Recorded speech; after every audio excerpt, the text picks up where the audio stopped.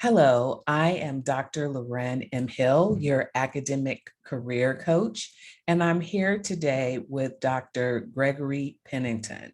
And I just have to say, his accomplishments are so vast, I would not have time to read them in our short time together. But what I want you to know about Dr. Pennington is that he is the managing partner for Pennpoint Consulting Group. And his experience includes serving as a VP Senior Leadership and Planning for a $40 billion global multi-industry company.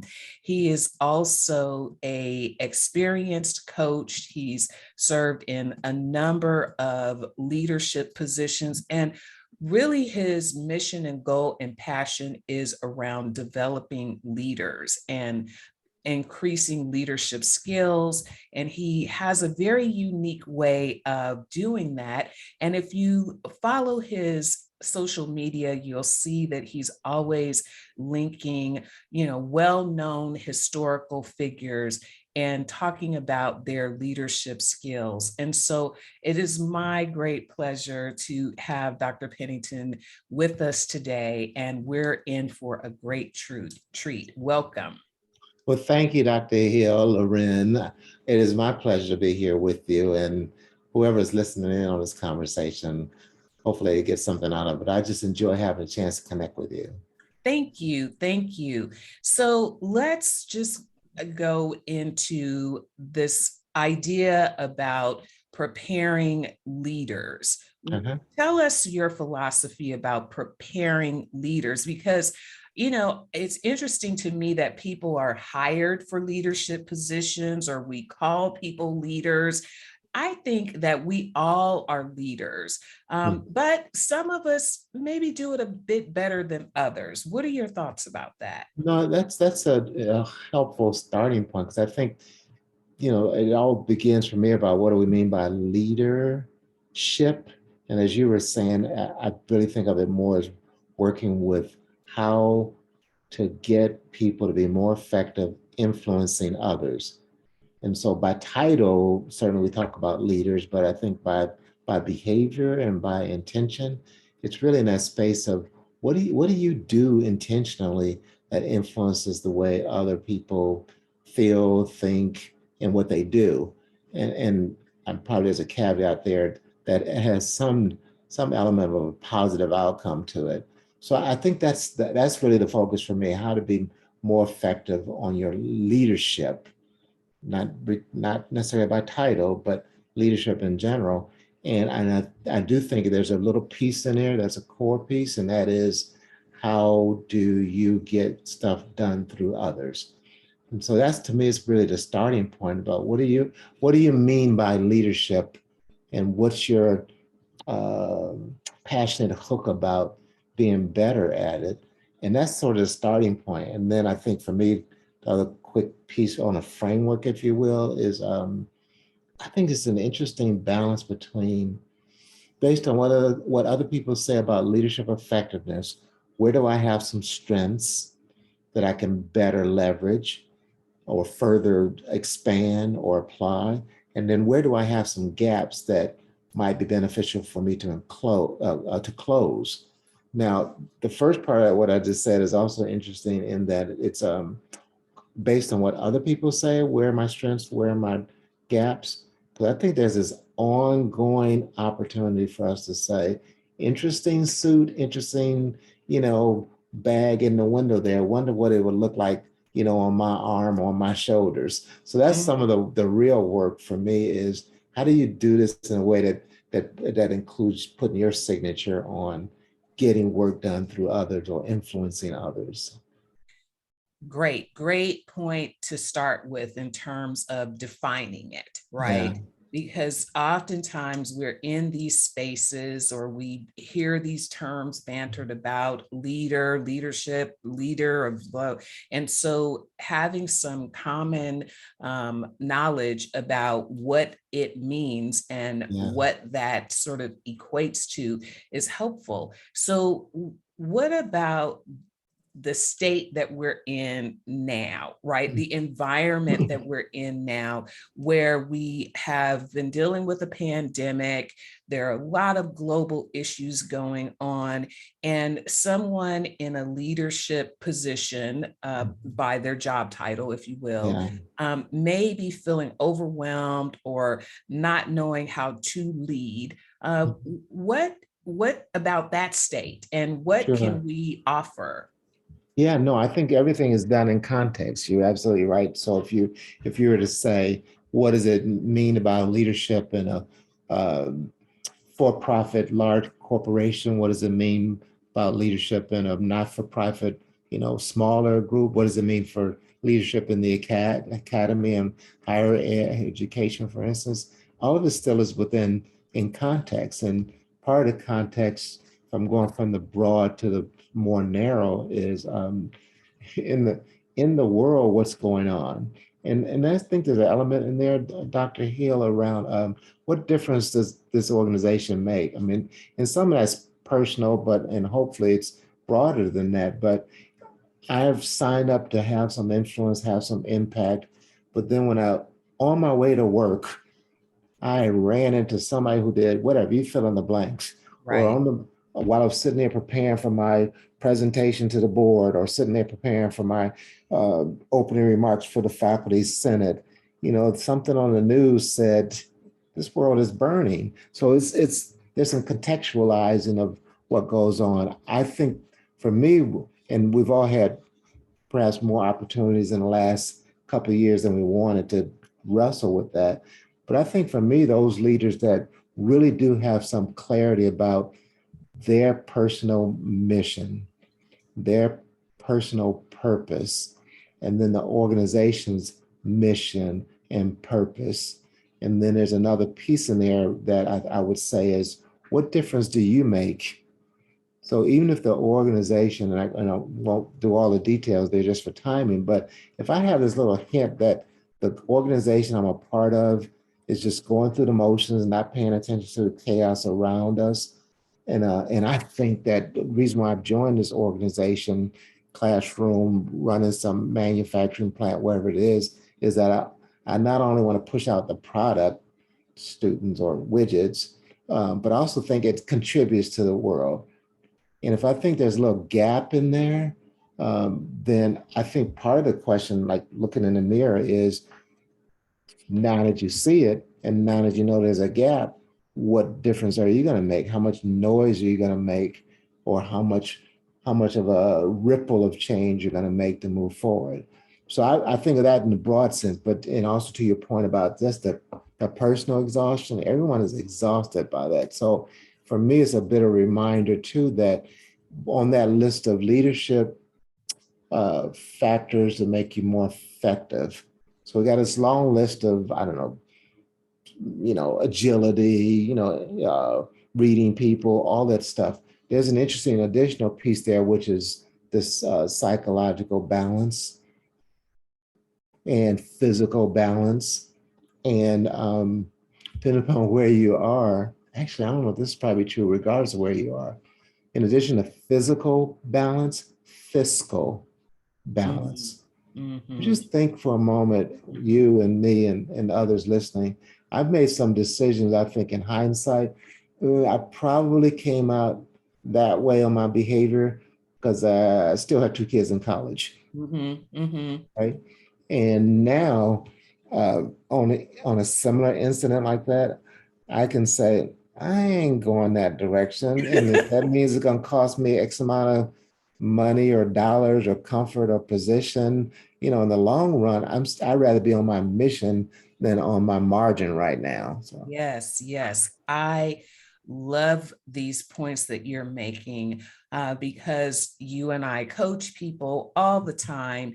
And one of the things that you and I agree about is when you have your initial meetings with you, yeah, with the person you're engaging, asking them what their personal philosophy is. yeah, yeah, Because oftentimes I think, and this has happened to me, I'm not exempt from it. I joined an organization or partnered with an organization or even an individual, only to later find out that it wasn't a good fit Yeah. philosophically, right? And Mhm. so while you may be earning some money or some resources or getting some gains out of it, I always like to have the people that I work with and the organizations I work with think beyond the Mhm. money, right? Yes. Because you may be making money, but you may be losing out on something. I'm actually working with someone just this week who's in distress. Someone referred them to me. Mhm. They're at an organization, and they're saying, you know, I can't quit, right? And I said, well, you can. And I Yeah, said, yeah, and it's a the other choice. thing Yeah. is they can fire you, Yeah. right? So when you're in these kind of critical moments, it's, I think, good to have a coach, or someone who can help you reframe the Yes. situation and ask you, like, are you under so much duress that it's because it's philosophically not a good fit for you? Yes. And if that is the case, how can we work to find you a place Yeah. where you will have a good fit, and your health, mental health and well-being, will increase significantly Yes. versus you staying there, and being, stressed out all the time. Yeah, no, absolutely. I agree with you, 100%. I think I was at a conference it's been a few weeks ago now, and these were pretty seasoned coaches and consultants to senior leaders. And we started talking about this very thing you're mentioning about personal purpose. So this group knows exactly what you said and what I'm saying, that there's some value in having a personal mission statement. So I asked 100 people who has a personal mission statement.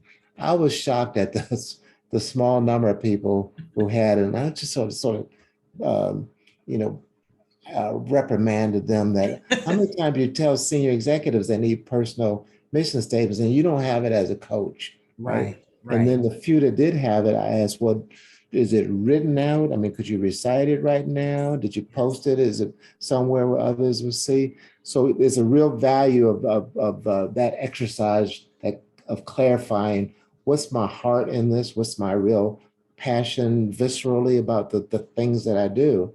And then there's this real application piece that if you share any of it out loud, then people hold you accountable for it, right? Yes. Uh, Yes. but the other thing I would add from your example about the reframing, which I think really is, a real key activity or action item when you're sort of stuck. I mean, reframe it in terms of is this the place for me? I also think along the way, kind of going back to your other question about that arc of leadership. Sometimes the reframing is around what are my choices? Mm-hmm. Like you said, you could leave, and then sometimes people believe that they're in the middle of this leadership moment. If I don't do it myself, it won't get done. Right. In this leadership moment, if I don't make it 100%, then it's not going to be satisfactory. And so there's these consequences of limiting your choices. So I Yes. find that to be one of the real areas of focus for me too. That so you framed it this way. Tell me what the issue is, Mm-hmm. and sometimes you just doesn't take much effort for you to hear, and sometimes when they say it out loud, they get it. I have to make this thing perfect, Right. or, I'm the only one. And then you just want them to pause and say exactly what it is you're trying to do. And, is that the accurate framing of the challenge in front of you? If you just changed it differently, like, could you do this work on Monday rather than Friday, since it's already halfway through Friday? Then it just gives you more options, I think, that are important pieces of leadership. Mm-hmm. So this is all great stuff, all great stuff. And I I know, because I know you, but some of my listeners who are new to you don't know this about you, but you have a clinical psychology Yes. background.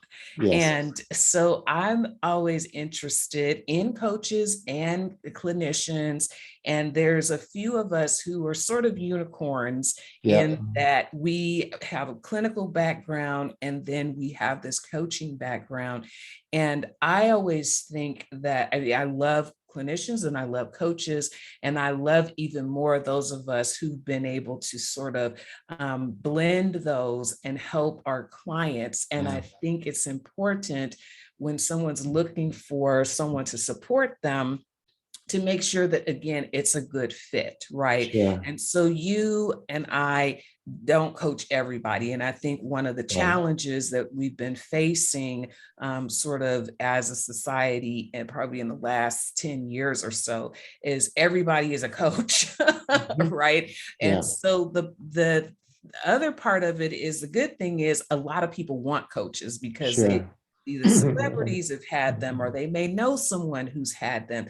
And so trying to determine, who to select and why, what would you recommend people sort of think about when trying to find a coach and have a good fit? Yeah, let me answer it slightly off from the way you asked the question, and starting with the coach. And as you said, my background starts with the clinical psychology academic training. I think the coach, first of all, has to be clear about what he or she, wants to do, right? And Mhm. I was working with someone this week in a leadership program. They happened to mention that they were depressed. And then that was a quick signal. I recognized, heard it from my background. And then out of my mouth, I have to say, whatever's going on with that, make sure you're taking care of it with the persons who are skilled and ethically capable of handling it. So that's one of the things I would say from that, as you said, that unicorn, that two-horned unicorn one, Mhm. being clear about what's clinical and what's coaching. Um, and then I also think, and this segues into what you're saying, I found that some people grew up in the clinical model that are interested in coaching, one of the areas that they have to appreciate is as a clinician, I'm generally working with somebody who's in far more distress in that moment than I am. Right, right, That's my euphemistic way of saying that. And as a clinician, I am clearly the expert on right. the challenges that they are going through, even more so than they are. So there's a certain attitude about clinicians that I think could be problematic as you go into coaching. Right. Because the coaching part of it is far more peer-like. And if I was using a clinical model, certainly is closer to client-centered, therapy, if you will. But that notion of I'm going to pull out questions. So that's the part for me on the clinician side. We can talk some more about that transition. The person looking for coaching, I think they really um, benefit from one seeing that first exchange as a sample of interacting with them, Mhm. right?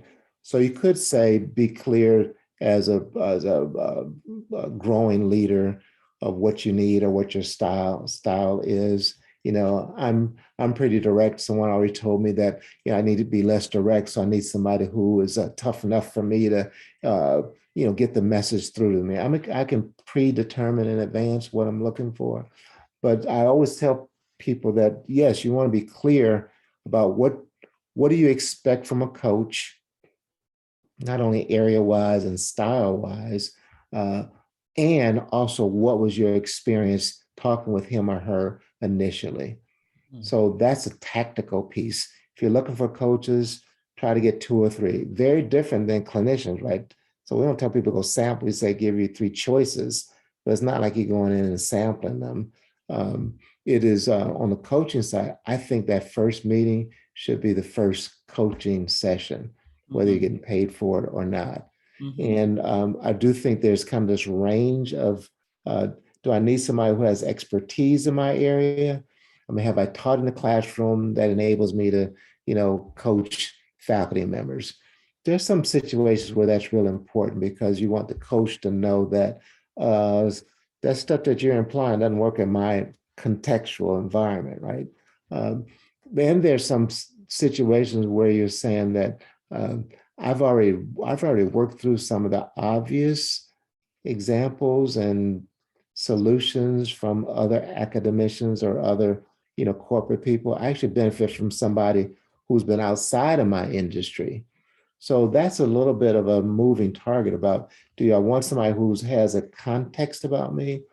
When I first started coaching slash consulting, one of the key principles or factors, if you will, was um, do you have a genuine curiosity about what your client does?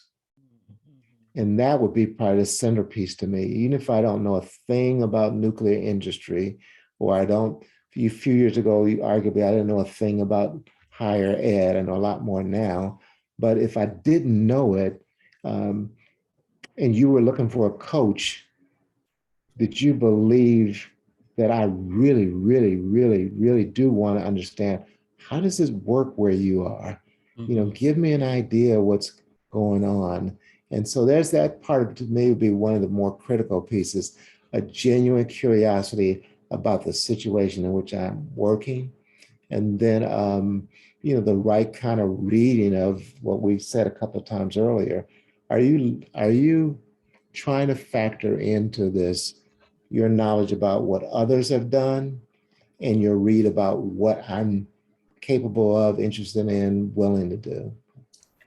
Well, those are all great tips. Thank you so much for those. And I wanted to get into this other area of Mhm. passion for you, and that's developing leaders in a number of areas. And recently, in the past couple of years, you've partnered with a couple of organizations that support diversity of leadership, and diverse person rising in leadership in academia and higher ed. One of those is STEM. And so tell us a bit about that work. Sure. Yeah. So the broad drive from me was interested in, like, really where you and I started, um, leadership, not by title, and leadership not necessarily by context. So some of the first interest for me was is there something about leadership that's applicable across situations, big cross situations, corporations compared to, academia. And so that was fascinating to me to start with. Some of the colleagues that I work with now thought in the same way I was saying earlier, is there some adjacent kind of organization or application on leadership that brings some fresh perspective to academic leadership? So one of the programs I work with, Lead 21, which is focused on academic leaders in land grant institutions, has um, has 90 participants. So there's 6 facilitators. And the other one, I Aspire, focuses on underrepresented groups in STEM leadership. And that group is probably 30 participants a year and 3 facilitators. In both of those groups of facilitators, I'm the only one who has relatively little academic experience. So it varies intentional. It is very intentional that I'm bringing a different perspective. The centerpiece of it is that we're using instruments like Myers-Briggs, conflict avoidance surveys, emotional intelligence stuff. So we use instruments, assessments, and um, design innovation thinking. We're using stuff that's in corporate settings with this audience that are of academics. And it's always still interesting to me that all those things I mentioned come out of academia because of the design and the research, right? So we're going from the classroom to the application. So that's part of it. The driver, particularly on the I Aspire side, is there's a population of leadership situations that's just not representative of the need and the audience, underrepresented group in STEM. So those would tend to be, sometimes by discipline, but broadly speaking, women and people of color, and indigenous people that are math department heads and biochemistry heads, and so it's just STEM organizations. So that's been a real exciting push. So it has that piece you said earlier around the external environment, this focus on social justice and, the development of everyone that's been driving it. But even interesting enough that the Lead 21 land grant may have some layers of that same diversity. The original land grant institutions, when the US said, let's give away this land so people can learn to be better farmers. And then a few years later, I don't know exact years, but many years later, they said, oh, there's these historically Black colleges and universities that do the same thing. And this is recorded, but it's still factual. Then we realized we're giving away all the land we want to give away. So HBCUs get a different kind of support that was a little bit more financial. Few years later, somebody says, "Oh yeah, these nations, these indigenous people." So there's these tribal universities too. That part is still fascinating. That it represents diversity within that group that, on the surface, might look very similar land grant institutions. But that's the work of it, and it's a huge amount of it is peer coaching oriented. So they're holding each other accountable, and we're facilitating that process.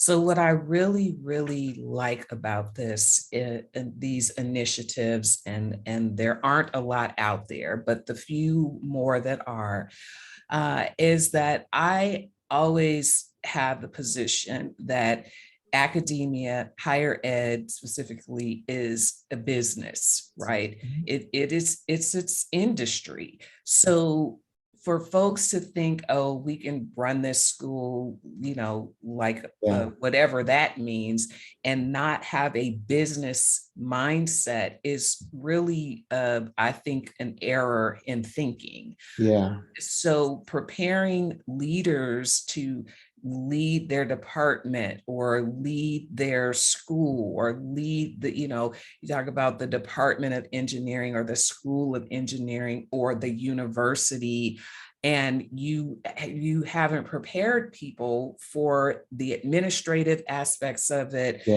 how to engage staff, retention. You mentioned earlier, whether it's widgets or students or consumers, these are all business strategies. And so to not equip people to run their business, I think sets them up for failure. Sure. Yeah. Yeah. At least certainly frustration on its way to failure, right? Mm-hmm. And then it becomes a revolving door about who's in that role. Because I do think there's this stickiness around that integration of business, in academia. And a couple of days ago, where I had a conversation with someone who was talking about the same thing you just mentioned. And then they reminded me that, and if you looked at those schools, and this is the way they said it, if you looked at those schools that dared to think that the president could be far more business than academia, what happened to them? So there's something about the on the surface we say, yes, we need some experience in this arena, business perspective, business background. And there's also this notion about the band of tolerance for differences. So how much does the board and the overseers appreciate, and even the faculty appreciate that that diversity of perspective from a business mind at the senior level? Mm-hmm. So how do you manage that, right? Now, I think the other part, the groups that you and I talk about more often, from the faculty to the department heads and the deans and the provosts and so forth. What's really a challenge, what's been a challenge to me, as I've seen over the last I have 5 years now. I think in 5 years, maybe it's been 600 leaders I've had a chance to meet, work with, look at their profiles, and assessments, sometimes the leadership scales. And one of the things that pops out most of all on the leadership skill set has been conflict management. How Mm, do I manage conflict? And that conflict, and it could be hierarchical, how do I, as a dean, manage the faculty under me? It could be lateral. How do I, as a faculty, as the project lead with my fellow faculty? Um, there's these sources of conflict that you just don't get a lot of experience working with that becomes real critical. How do I move this forward? And then the roles that many of them we're talking about that may be charged with launching and implementing a DEI strategy, diversity mm, strategy, for instance, or reimagining, classroom, all this stuff that's in the change arena.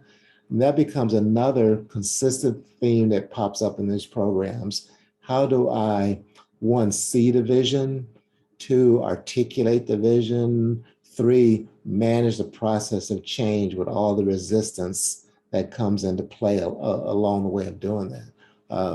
So challenges, yes, and I think many of those people that we talk about that move from the classroom through their research centers to some uh, inc- decidedly more administrative role is where do I learn the skills to do that? But I also think, Lorraine, it goes back to what we said too about their personal mission. I mhm. mean, really, it becomes these moments where if your personal mission was going to be best manifested by you having hands-on upfront experience with students, it's a difficult transition for you. But some people really will articulate their mission as I want to make a difference on the education of others. So it's a little different transition for them. Can you do it one at a time? Do you do it one class at a time? At what point do you do it departmentally? Do you do it, a whole institution? And they may just come to grips with, yeah, I can make bigger institutional impact with its accompanying level of different frustration.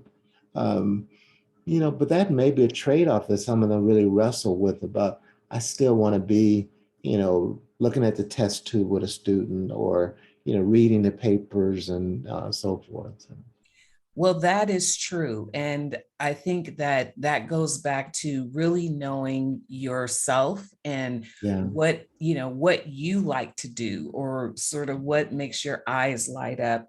And yeah, sometimes the way you find that out is by trying different things. I yeah, yeah, remember, I went into higher ed just kind of, following the way the wind blew me, had a good time, and ended up becoming an administrator. And yeah, I'm a really good administrator. Like, I'm an excellent administrator, but I also like working with students. So one of the things that I was able to do was negotiate my contract where I was still able to do yeah, capacity, yeah, right? So it's that part as well. And so, I have my ampersands and I'm always thinking, how can we make this an and if it's something we want to do, yes, and not an either or. And so yeah, there's opportunities for that, but it really does come back to knowing yourself, because mhm, I've had folks that I've worked with and even worked alongside of who have gotten into other positions, left the classroom, moved into administration, and couldn't wait to get out of yeah, right, administration, right, get back into the yeah, classroom, or vice versa, or even get out of higher ed yeah, altogether, yeah, right? So when you have these times, and I even say you don't have to wait until you're in crisis to seek coaching, right? yes, yeah, yeah, So part of what you do in leadership development is not you've been sent to HR because you got a bad review or there's a complaint. You work in the front end, like, yeah, not exclusively, because sometimes people are sent to HR and they work with yeah, you. yeah, But, this whole idea of the two recent initiatives that you're working with really is on the front end. So it's proactive versus reactive. And there's a time for both, and we're Yes. available to support those. Yeah. But this has been a really great conversation. And I'm just wondering in our last couple of minutes, if there's anything you'd like to share with the audience about, a leader that you thought about, and something that can be used in multiple situations, whether you're in the classroom, your boardroom. What is one thing you can think about in someone who inspired you to come to that? Yeah, I think no, it's a it makes me pause and not give you just an automatic answer. So I would tell you that one of the things that struck me significantly with a leader I worked with was their ability to ask the right question. Mm. And this was a person, I mean, it just happens to be nuclear industry. And I only say that because of the engineering and technology and and the impact of getting it right, getting it wrong. So this person who was this COO of the whole nuclear organization, I was just fascinated with how they listened to the presentations and then would ask a question that was, I thought, um, revealing in the moment, not in a gotcha way, but revealing in the sense of here's a critical part of what I want to get out of this effort that you're responsible for. And it's a moment that tells me where you are. It's a moment that tells you what I'm thinking. And and the reaction, the ripple of that question was the thing that really struck me as a leadership skill. How do you listen to what's people are presenting to you and what's before you, and what's the question or questions that you might ask that cause people to pause and think, and ideally in a proactive way. Interesting. I hadn't thought about it. I'm going to do that. Not in that, oh, I got your way, but it's the questions. And I would say over the last couple of weeks, we're just doing some feedbacks with a number of people who probably more frequently than not got to the point of, are you more like you as a leader? Are you more likely to ask questions or offer declarations? Mm. And that mixture, whatever, not predetermine what that mixture is, but those leaders that are more inclined to say, that was terrible, fix it. That was great, do it again. Those are declarations compared to those leaders who are saying, that's interesting. Tell me how you got there, or what worked, what didn't work. What would you do next time? Now, how does that fit to our overall vision and strategy? What questions? And I think that's one of the things that you've done to me really well today, Dr. Hill. So it's because questions pull out stuff, and that it makes a person more engaged, and it makes them say, okay, I hadn't thought about that. Let me work on that one. So that's what I would offer. Well, thank you for that. And it certainly fits in my recurring theme and thread of listening, right? Mhm. Listening, reframing, being open.